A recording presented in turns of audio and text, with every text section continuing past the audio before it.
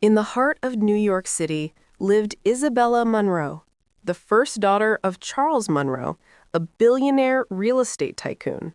She had everything money could buy: designer clothes, luxury cars, and a penthouse overlooking Central Park. Everything except love. From childhood, Isabella had always been the big girl. Her three younger sisters were all married, each one looking like they had walked out of a fashion magazine. Slim, tall, picture perfect. Family friends would always gush over them while whispering about Isabella behind her back. Poor girl, such a pretty face. If only she'd lose some weight, someone would murmur at her father's charity dinners. Her mother, though loving, often pressured her too. "Sweetheart, you'd look stunning if you dropped just 20 pounds, she'd say with a polite smile that never reached her eyes. Every comment chipped away at Isabella's confidence until she stopped attending social events altogether. She lived like a shadow in her own home, comforted only by music, food, and solitude.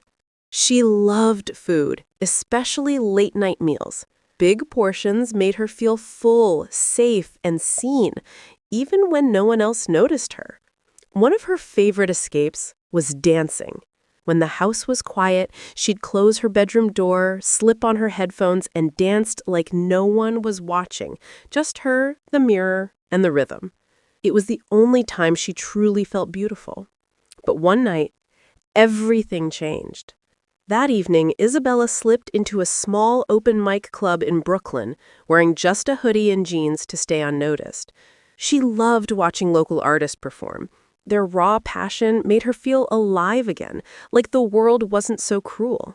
As the night went on, she swayed quietly in her corner, feeling the rhythm flow through her. Then came a voice that stopped her cold.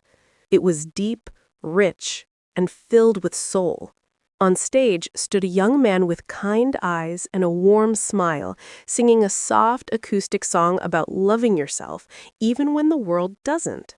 His name was Noah Reed, an upcoming musician and music teacher from another city who had come to perform that night. When their eyes met, he smiled mid-song, as if he'd been singing to her all along. After the show, he walked over. "Hey," he said softly, "you were dancing non-stop. You move like the music was made for you." Embarrassed, Isabella looked away. I shouldn't be dancing. People always laugh." Noah shook his head gently. "Then they're not watching right," he said with a grin. "You've got something rare. Joy." For the first time in years, Isabella felt seen. They sat outside the club for hours, talking about music, food, family, and dreams. He didn't flinch when she mentioned her love for food. He even joked that she had the best taste in comfort meals. He didn't stare at her body. He didn't judge her. He just saw her. When Isabella returned home that night, her cheeks hurt from smiling. For the first time in forever, she felt something deep inside her. She felt recognized, not for her father's money, not for her size, but for her soul. But little did she know, meeting Noah that night was about to change everything. From that night in Brooklyn, Isabella and Noah became inseparable. Every weekend, she found a reason to escape her family mansion just to see him perform at small bars and community events. He always saved a seat for her in the front row, smiling the moment she walked in. After each show, they'd walk hand in hand through quiet city streets, sharing snacks from food trucks and laughing like teenagers. It didn't matter that she came from wealth and he barely had enough to pay rent. Around him, she didn't feel different. She felt normal. She felt loved. One evening at the park, Noah held her hand while they were walking and said to her, "You know, all my years of performing as an artist, no one ever danced like you." Isabella chuckled and said, "You're just saying that." But Noah insisted, "No, really. Everyone dances to impress someone. You dance like it heals you." She went quiet for a moment. "It does," she whispered. "It's the only time I forget how I look." Noah stopped walking. He turned to her, gently tilting her chin up. You're beautiful, Isabella, not in spite of how you look, because of it. Don't let the world convince you otherwise. His voice was steady, sincere. She wanted to believe him, but years of pain don't vanish overnight. Still, his words sank deep. That night, they shared their first kiss under the streetlights. It wasn't wild or rushed. It was tender, like two souls meeting halfway. Weeks turned into months. Isabella began smiling more, dressing up again, even attending public events, always with Aaron by her side. Her family was stunned. They hadn't seen her this happy in years. But her father, Charles Monroe, wasn't impressed. He saw Noah as a distraction, someone beneath their status. Sweetheart, he's a musician, not a husband. You can't build a future on love songs and promises. But Isabella stood her ground. Dad, for once, I want something real. He loves me for who I am, not for our last name. Her father sighed, but said nothing more. Deep down, he admired her courage. One evening after Noah's performance, he took Isabella to the rooftop of the same club where they met. Fairy lights shimmered across the night sky, and soft jazz music was playing in the background. Noah got down on one knee, his hands trembling. Isabella Monroe, I don't have riches, but I have a heart that beats for you alone. Will you marry me? Tears filled her eyes as she nodded, speechless. Yes, yes, Noah, I will. He slipped a simple silver ring on her finger. It wasn't expensive, but it was perfect. They hugged tightly under the stars, and for the first time, Isabella felt like her life was finally beginning. They started planning their wedding. Venues, dresses, music, everything. She even told her sisters that maybe, just maybe, true love wasn't about money after all. But fate had other plans. Just as their wedding preparations were underway, tragedy struck. A strange respiratory illness swept through the city. People were told to stay home, mask up, and avoid contact. Noah and Isabella couldn't see each other for months. Then, one morning, Isabella woke up with a high fever, body aches, and no appetite. The doctor confirmed she had caught the virus. For weeks, she lay weak in her bed, her once glowing face pale and tired. Noah called her every day, leaving her voice notes, love songs, and prayers. Sometimes he dropped flowers and food at the mansion gate, hoping someone would deliver them. I know you'll get through this, Bella. You're stronger than you think. And when you get better, I'll be waiting with your favorite meal, and I made a song for our wedding. I miss you so much, and I can't wait for you to be mine forever. I love you beyond words, baby. Tears rolled down her cheeks as she replied, I love you too, baby, and I can't wait to see you again. I've missed you so much. 3 months later, when the disease was finally eradicated, Isabella finally recovered. She barely recognized the woman staring back at her in the mirror. She had lost over 80 pounds. Her cheeks were slimmer, her skin glowed, her jawline was sharp, her curves elegant and defined. She was completely transformed. For the first time, she didn't hide behind oversized clothes. When she walked outside, heads turned. People who once mocked her now complimented her beauty. Men who ignored her before suddenly wanted her attention. And slowly, something inside her began to shift. The humble Isabella, who once hid behind her insecurities, began craving the admiration she'd been denied her whole life. Every stare was intoxicating. Every compliment felt addictive, like a drug she couldn't resist. That was when she met Ryan Kensington, a young billionaire from Miami her father had long admired. Charming, confident, and powerful, Ryan was everything society said she should want. Within weeks, he was taking her to luxury events, flying her across states, and showering her with gifts. Noah, on the other hand, had tried a couple of times to see her or even reach her through phone, but she ignored and constantly gave him a cold shoulder. Days turned into weeks. She kept ignoring him, giving excuses about being busy with work and media rounds, but Noah didn't give up. Finally, she accepted to see him for the first time since her illness. He waited at their favorite spot, a quiet bench near the lake in Central Park. He held a bouquet and the same smile that once melted her heart. When Isabella arrived, Noah's breath caught. Wow, Bella, you look amazing. She smiled faintly, but her eyes were cool. Guess your girl finally made it, huh? He chuckled softly. You've always been beautiful to me. But when he reached for her hand, she drew back. Noah, about us, she began, her tone flat. I've been thinking, maybe we rushed things. The engagement, the wedding, everything. I need to focus on myself right now. His smile faltered. What are you saying? She sighed, brushing imaginary dust from her sleeve. I've changed. You're a great guy, but we're not the same anymore. I'm not that girl who hid behind you in clubs. My life is different now. Bigger. He looked at her with disbelief. Not the same? His voice cracked. You mean the person I fell in love with? The one who used to dance when no one was watching?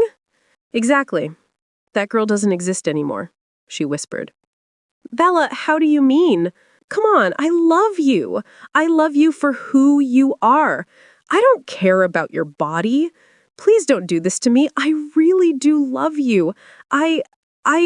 Please. She cut him off. I know, and I'll always be grateful. But that was then. You don't fit into my world now. Look at you, Noah. You're still chasing bars and open mics. I can't build my future on that. He swallowed hard. I'm chasing music, Bella. The same dream you said made you feel alive. She gave a small, pitying smile. Dreams are cute, Noah. But I'm done living small.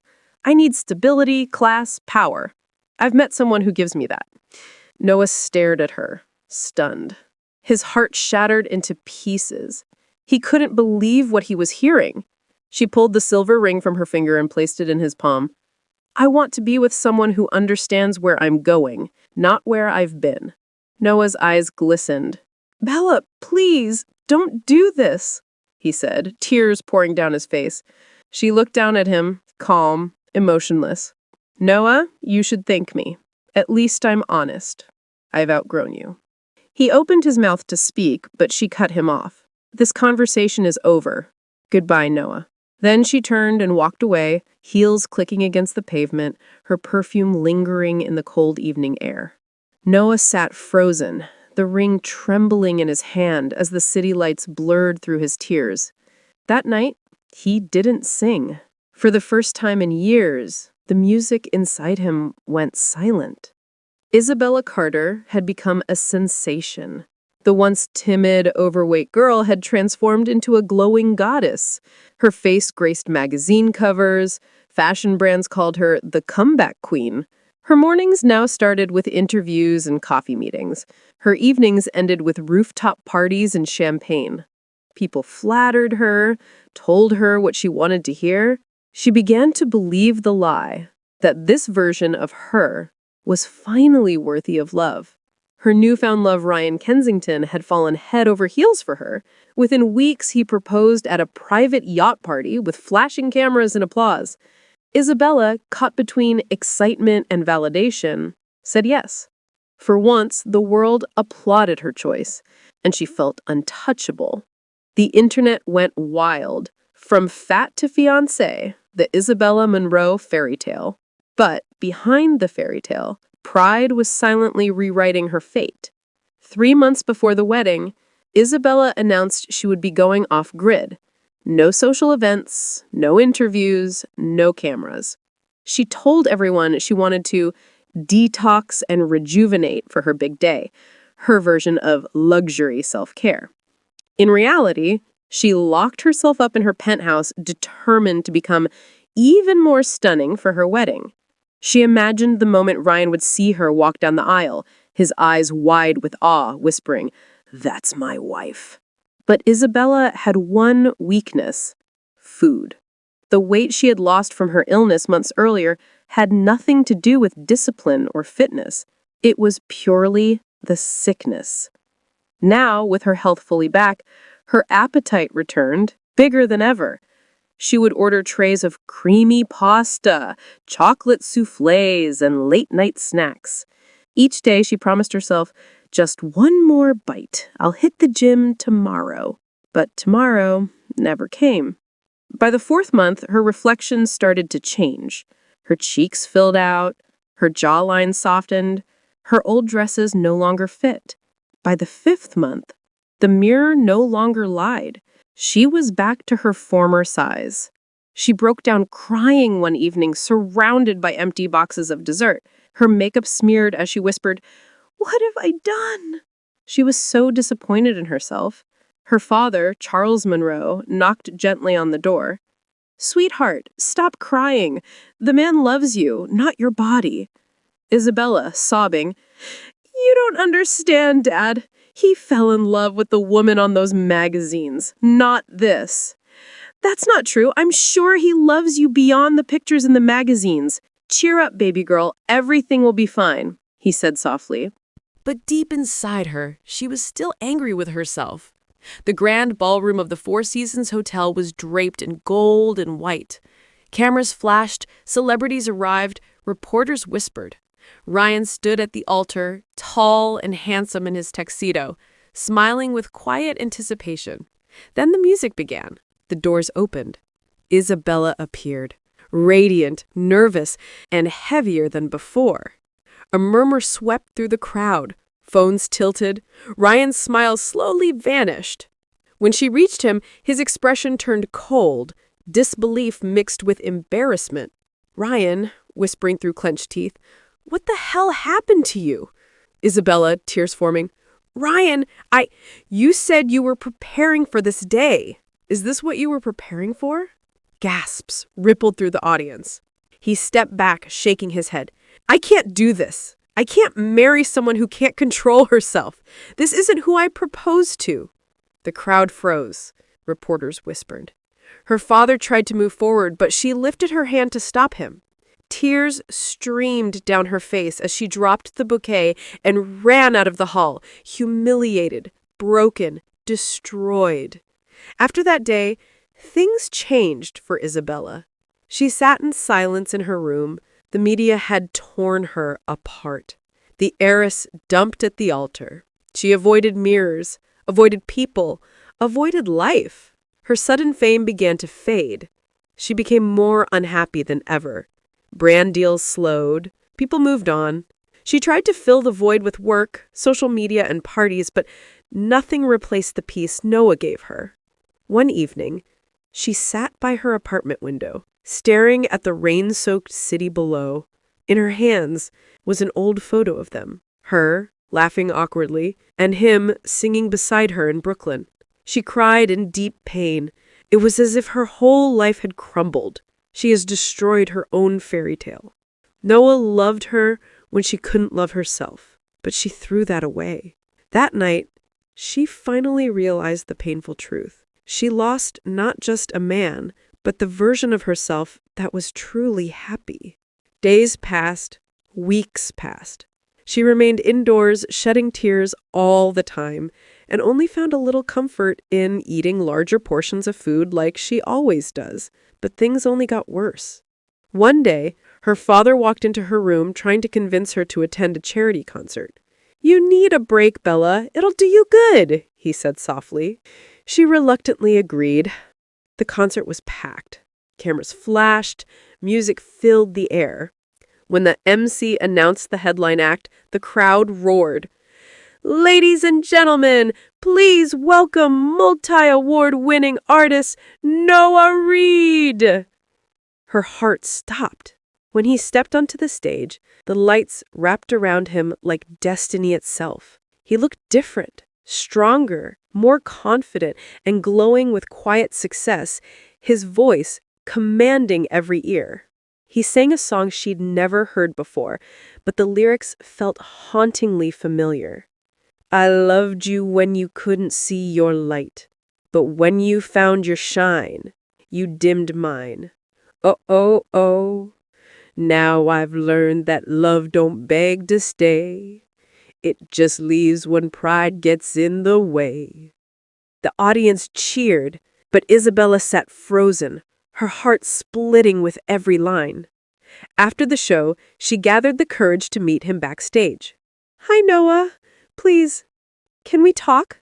"About what, Bella?" he asked calmly. Isabella continued as she stammered, about us. I made a big mistake. I was blinded by everything, the fame, the noise, but I never stopped loving you." Ryan smiled softly. This time, his eyes carried peace, not pain, as he immediately interrupted, "You don't have to explain, Isabella. You were finding yourself. I get it. I was stupid. I thought I needed to be perfect before being loved." She began to cry. "You were already perfect. You just didn't believe it," Noah replied with a cold smile. Tears welled up in her eyes as she continued, "Noah, please. No, please forgive me. I just need one more chance. Please, I will make things right this time. Now I realize my mistakes. I need you back in my life. Let's come back together, stronger and better." Noah shook his head, smiling gently. "I forgave you a long time ago, but that chapter closed the day you handed me that ring." Just then, a beautiful woman walked up, elegant, radiant, and wrapped her arm around Noah. "Babe, they're calling us for pictures," she whispered. Isabella's heart stopped. "Isabella, meet Maya, my fiancé." Maya smiled politely and said, "It's nice to finally meet you. Noah's told me everything." Isabella forced a trembling smile, then looked down and managed to say, "She's beautiful." "Oh yes, she's kind, just like you used to be." Those words pierced deeper than any insult. He turned and walked away hand in hand with Maya, leaving Isabella in the hallway, surrounded by echoes of applause that were no longer for her. As the lights dimmed in the stadium, Isabella whispered to herself, "He loved me when I was nobody, and I threw it all away trying to become somebody." She realized that she had lost a good man who loved her regardless. It is such a pity that she never got the opportunity to find love again. Her heart was shattered beyond repair. Moral of the story is that you should never neglect those who were there for you when you were at your weakest. This is not just Isabella's story. It's a reminder to all. Never forget the ones who stood by you when the world laughed at you. Sometimes the people who see your beauty before the world does are the ones meant to remind you of your worth. But if you let pride make you forget them or treat them unfairly, life has a way of reminding you too late. Thank you for watching. What other moral lesson did you take from Isabella's story? Share your thoughts in the comments below. Don't forget to subscribe, like, and share with your loved ones. Until next time, stay humble, stay kind, and never forget who was there before the spotlight.